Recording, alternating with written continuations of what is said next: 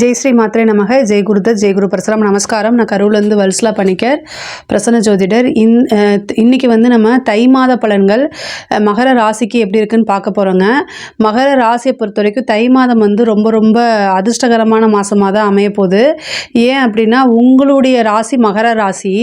இந்த தை மாதத்துக்கு வந்து மகர மாதம் அப்படின்னு தான் சொல்லுவாங்க. அதனால் தை மாதம் வந்து உங்களுடைய மாதம். தை பிறந்தால் வழி பிறக்கும் அப்படிங்கிற மாதிரி உங்களுடைய மாதம் தான் என்னது தை மாதம் அப்படின்னு நம்ம சொல்கிறது. இந்த ராசியை பொறுத்த வரைக்கும் தை மாதத்தை பொறுத்த வரைக்கும் உங்களுக்கு ரொம்ப அதிர்ஷ்டம் தான். ஆனால் உடல் ரீதியாக சில பிரச்சனைகளை காமிக்கும். அதனால நான் கவனமாக இருங்க.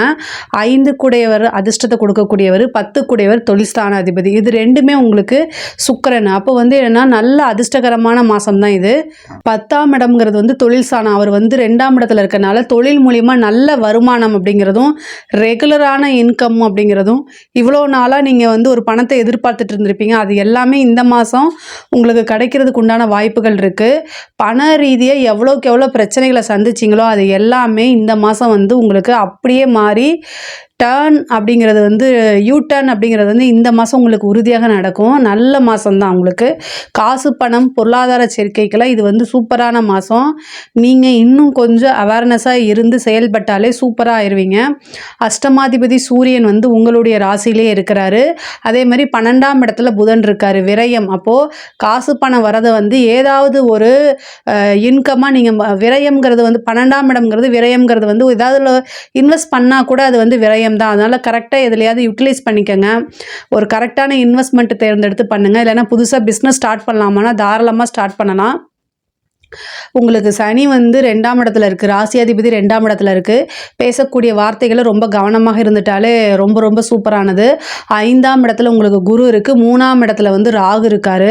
அப்போ நீங்கள் புதுசாக போடக்கூடிய முயற்சிகள் எல்லாமே சக்ஸஸ் ஆகும். அது மூலிமா காசு பணம், நீங்கள் புதுசாக ஒரு விஷயத்தை ட்ரை பண்ணுறீங்க, புதுசாக ஒரு விஷயத்தை படிக்கிறீங்க, அது மூலிமா உங்களுக்கு வருமானம் வரதுக்கு உண்டான அமைப்புகள் இருக்குது.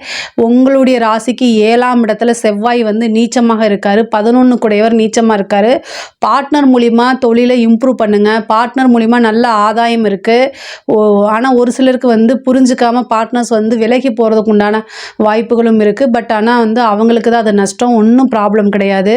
பார்ட்னர்னால இந்த மாதம் உங்களுக்கு ஆதாயம் உறுதியாக உண்டு. 4 கூடைய செவ்வாய் வந்து 7ஆம் இடத்துல இருக்கிறாரு. நீச்சமாய் நீச்ச பங்க ராஜயோகம் பெறக்கூடிய அமைப்பு இருக்கனால ஒரு சிலருக்கு வந்து வீடு வாங்குறது, வாகனம் வாங்கக்கூடிய பிரார்த்தத்தெல்லாம் திடீர்னு ஏற்படுத்தி கொடுப்பாரு.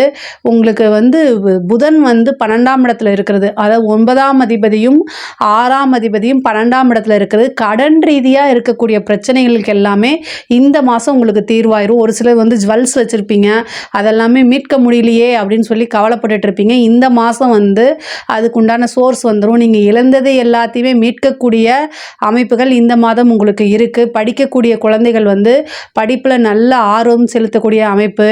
படித்தாதான் நம்ம வாழ்க்கையில் முன்னேற முடியும். நீங்களாவே உணர்ந்து படிக்கக்கூடியது, நல்ல ஞாபகத்திறன்லாம் வரும். அதே மாதிரி நல்ல மதிப்பெண்கள் எடுக்க முடியும் உங்களால். உயர்கல்வியில் படிக்கிறவங்களுக்கு இது ஒரு ரொம்ப அருமையானதும் பொற்காலமாகவும் தான் இது அமையும். சில பேருக்கு நல்ல வேலை கிடைக்கும். யூபிஎஸ்சி, ஐபிஎஸ், ஐஏஎஸ் இந்த மாதிரி எழுதியிருக்கவங்களுக்குலாம் ரிசல்ட்டுக்காக வெயிட் பண்ணிட்டு இருக்கிறவங்கலாம் வந்து நல்ல ரிசல்ட் வரும். ஒரு பதவி உங்களுக்கு தானாக தேடி வரதுக்கு உண்டான அமைப்புகள் இருக்குது. அரசாங்கத்துறையில் இருக்கவங்களுக்கு இது ஒரு அருமையான காலகட்டம், அருமையான மாதம். நல்ல காசு பணம் வர்றது, உயர் அதிகாரிகள் கிட்டேருந்து பாராட்டு கிடைக்கிறது, உயரிய விருதுகள் அரசாங்கத்துக்கிட்டேருந்து கிடைக்கிறது. அதே மாதிரி காசு பணம்லாம் நிறைய புழங்கக்கூடிய அமைப்பு, நிறைய இன்கம் சோர்ஸ் உங்களுக்கு உருவாகும். ஆனால் நீங்கள் பேசக்கூடிய வார்த்தைகளை ரொம்ப கவனமாக இருங்க. அதே மாதிரி உயர் அதிகாரிகள் சொல்லக்கூடிய, வாய் வழியாக சொல்லக்கூடிய எந்த ஒரு விஷயத்தையும் டக்குன்னு செய்யாமல் ஆதாரமாக, அதாவது வந்து ஆர்டர் காப்பியாக வாங்குங்க, ரிட்டர்ன் ஆர்டர் வாங்குங்க. 12ஆம் இடத்துல புதன் இருக்கார், 2ல் சனி இருக்குது.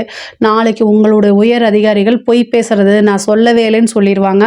அதனால் கவனமாக இருந்துருங்க. கலைத்துறை சம்மந்தப்பட்டவங்களுக்கு இது ரொம்ப ரொம்ப சூப்பரான மாதம். நல்ல அதிர்ஷ்டகரம், தானாக தேடி வருது. 5ல் குரு இருக்கனால நிறைய ஆதரவுகள் கிடைக்கும், பெரிய லெவலில் புகழ் கிடைக்கும், பேரு கிடைக்கும், காசு பணம் கிடைக்கும், பாராட்டுகள் கிடைக்கும், உயரிய விருதுகள் கிடைக்கிறதுக்கு வாய்ப்பு இருக்குது.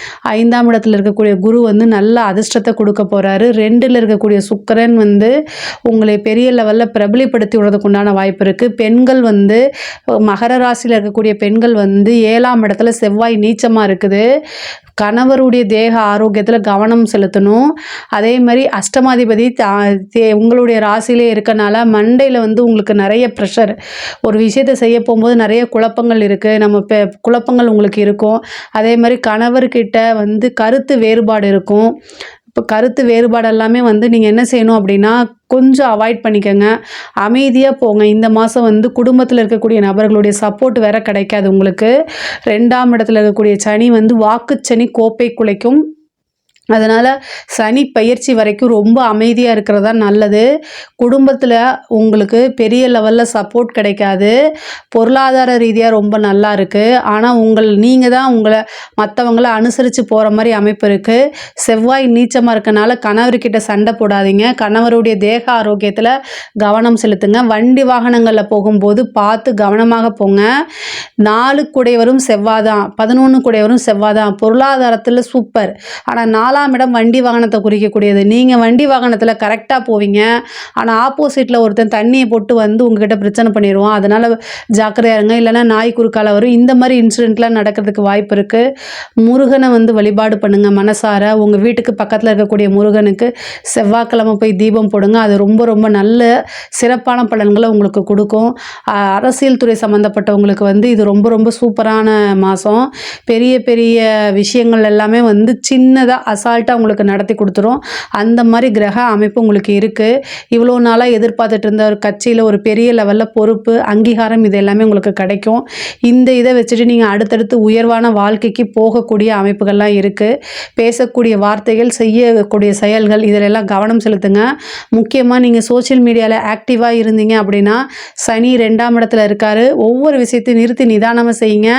உங்களுக்கு கெட்ட பேரை ஏற்படுத்தி கொடுக்கறதுக்கு உண்டான வாய்ப்புகள் இருக்குது. அதனால் கவனமாக இருங்க. பொதுவாகவே மகர ராசிக்கு தை மாதம் வந்து ஒரு நல்ல அதிர்ஷ்டகரமான மாதமாக தான் இருக்குது. குலதெய்வ வழிபாடு பண்ணுங்கள், இஷ்ட தெய்வ வழிபாடு பண்ணுங்கள், குருநாதர்கள் கிட்ட ஆசீர்வாதம் வாங்குங்க. அது இன்னும் சிறப்பான பலன்களை உங்களுக்கு கொடுக்கும். இதில் ஏதாவது சந்தேகங்கள் இருக்குது அப்படின்னா கமெண்ட்ஸில் கேளுங்க. நான் கண்டிப்பாக ஆன்சர் பண்ணுறேன். நம்மளுடைய சேனலை லைக் பண்ணுங்கள், ஷேர் பண்ணுங்கள், சப்ஸ்கிரைப் பண்ணுங்கள். நன்றி, வணக்கம்.